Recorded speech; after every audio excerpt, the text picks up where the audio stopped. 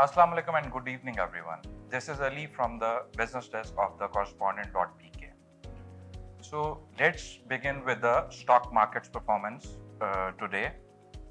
आज stock market, जैसा कि मैंने कल भी मेंशन किया था कि वीक का लास्ट डे है और एक्सपेक्टेड ये था कि रेंज बाउंड एक्टिविटी रहेगी और बिल्कुल ऐसा ही कुछ आज देखने में आया। मार्केट में बड़ी नैरो रेंज रही, 330 पॉइंट्स के इन बिटवीन मार्केट मूव करती रही सारा दिन और फर्स्ट हाफ जो था मार्केट का वो पॉजिटिव क्लोज हुआ। आफ्टर जुमा ब्रेक मार्केट में थोड़ी सी सेलिंग स्प्री देखने में आई और डे एंड के ऊपर मार्केट 151 पॉइंट्स नेगेटिव क्लोज हुई। वॉल्यूम वाइज भी मार्केट में कोई बहुत ज़्यादा एक्टिविटी नहीं रही, बहुत ज़्यादा इंटरेस्ट नहीं था पार्टिसिपेंट्स का because of the weekend and lack of trigger. कोई एज सच ऐसी न्यूज़ नहीं थी मार्केट के अंदर जिसको मार्केट रिएक्ट करती पॉजिटिव और नेगेटिव साइड के ऊपर। वॉल्यूम में कल से आज 35% का डिक्लाइन देखा गया। 160 मिलियन शेयर्स का मार्केट में आज काम हुआ और वैल्यू वाइज भी ऑलमोस्ट 4.6 बिलियन की वैल्यू ट्रेड हुई जो कि कल 8 बिलियन थी, तो इसमें भी डिक्लाइन देखा गया। वॉल्यूम लीडर्स में पेनी स्टॉक्स में जो है वो इंटरेस्ट देखा गया, जैसा कि WTL में 11.9 मिलियन शेयर्स का काम हुआ। उसके अलावा सिल्क बैंक में 8 मिलियन शेयर्स का काम हुआ और उसके अलावा जो तीसरा वॉल्यूम लीडर्स में से स्टॉक था वो फ्लाइंग सीमेंट था, उसमें 9.7 मिलियन शेयर्स का काम हुआ। मार्केट बिकॉज नेगेटिव बंद हुई और इसीलिए इसकी कैपिटलाइजेशन भी जो है वो ऑलमोस्ट 21 बिलियन रुपीस से डिक्रीज की कल की कैपिटलाइजेशन से। और आज कॉर्पोरेट रिजल्ट साइड के ऊपर मैपल लीफ सीमेंट का रिजल्ट आया जो कि मार्केट कंसेंसस से लोअर साइड के ऊपर था और उसकी मेन रीज़न टैक्स रेट था जो कि उन्होंने टैक्स ज़्यादा बुक किया अपने फाइनेंशियल्स में लास्ट क्वार्टर के, उसकी वजह से उसके फाइनेंशियल्स जो थे वो लास्ट क्वार्टर के एज पर एक्सपेक्टेशन नहीं आ सके और स्टॉक में भी थोड़ा सा सेलिंग प्रेशर देखा गया।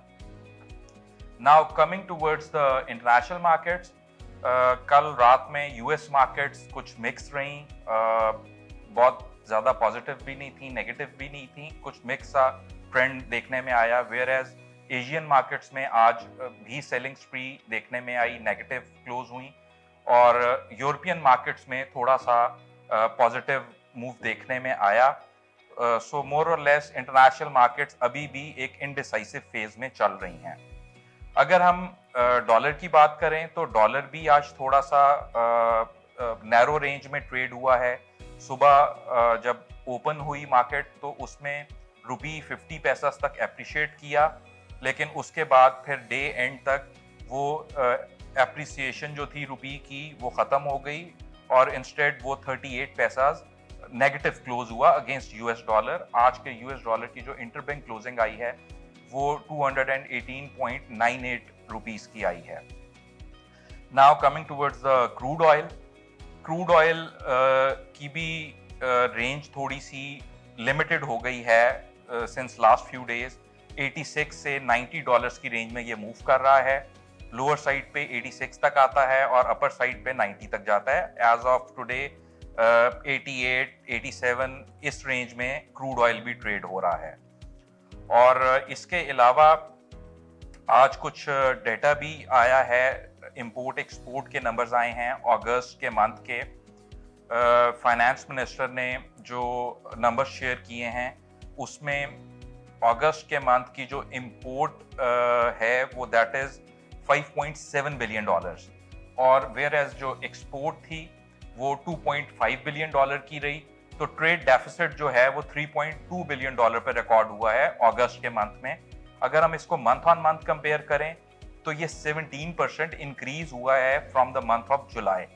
और अगर हम इसको ईयर ऑन ईयर कंपैरिजन करें पिछले साल 2021 के अगस्त के मंथ से, तो ये 27% डिक्रीज हुआ है उन फिगर से जो कि पिछले साल थी।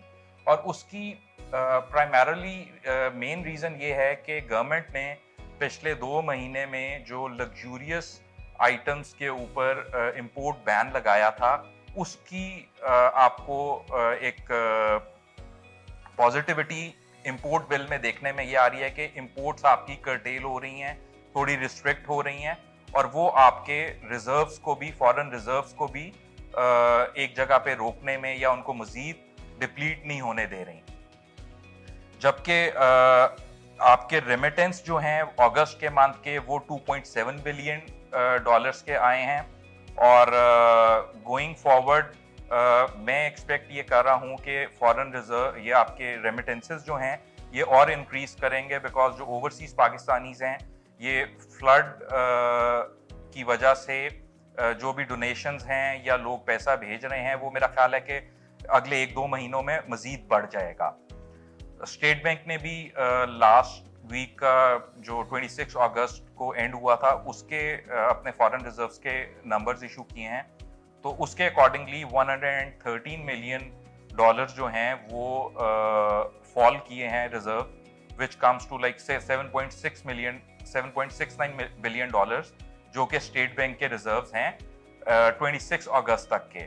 और उसके बाद IMF की जो ट्रांच है 1.16 बिलियन डॉलर की, वो इस वीक में ऐड हुई है, तो वो जब ये वीक एंड होने के बाद नेक्स्ट वीक में नंबर्स आएंगे तो वो एडेड नंबर जो होगा वो अराउंड 8.85 बिलियन डॉलर का होगा, जो कि स्टेट बैंक के पास फॉरेन रिजर्व्स का होगा। इसके अलावा अब next working day which is Monday की मार्केट के बारे में डिटरमिन जो चीज करेगी बिहेवियर को, वो ओवर द वीकेंड पॉलिटिकल और इकोनॉमिक कोई न्यूज फ्लो अगर होगा तो वो डिटरमिन करेगा मंडे के प्राइस एक्शन को। और अगर कुछ इम्पोर्टेंट नहीं कोई डेवलपमेंट होती तो मैं एक्सपेक्ट ये कर रहा हूं कि नेक्स्ट वीक के पहले 1-2 दिन भी थोड़े से रेंज बाउंड ही रहेंगे। तो अभी तक के लिए इतनी ही अपडेट्स थी।